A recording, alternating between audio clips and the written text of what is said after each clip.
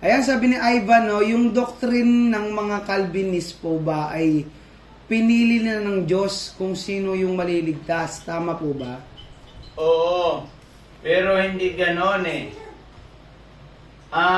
Ang Diyos, tandaan natin to, marami kasi mga pastor at mga nagpapastor-pastoran at hindi naman nag-aral ng gusto ng Biblia.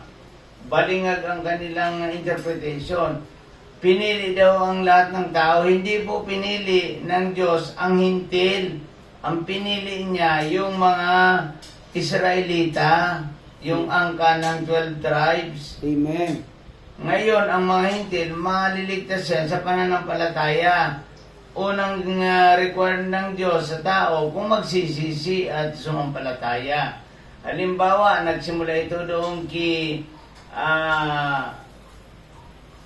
kanino nagsimula? Kay Noe.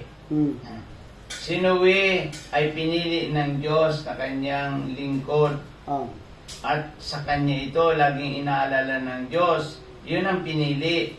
Pero si Cam, si Sim, si Japit, at yung 4 na babae na walang mga pangalan ay hindi yan pinili ng Diyos. Yan ay naglalarawan ng mga hintil.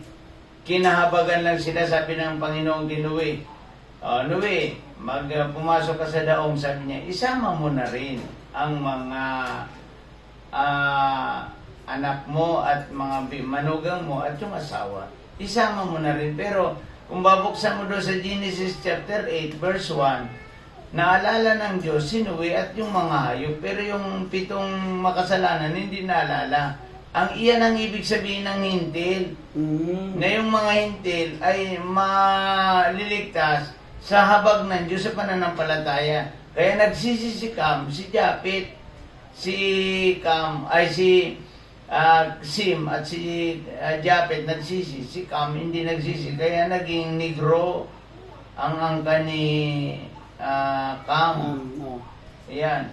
Kaya ibig kong sabihin, doon nagmula ang mga tao at sila, kahit hindi nakasulat ang iyong pangalan sa aklat ng buhay, hindi ka ipinakilala ng Diyos, kung magsisisi ka at magtatalikod sa kasalanan, maliligtas ka. Yan ang ibig sabihin yan.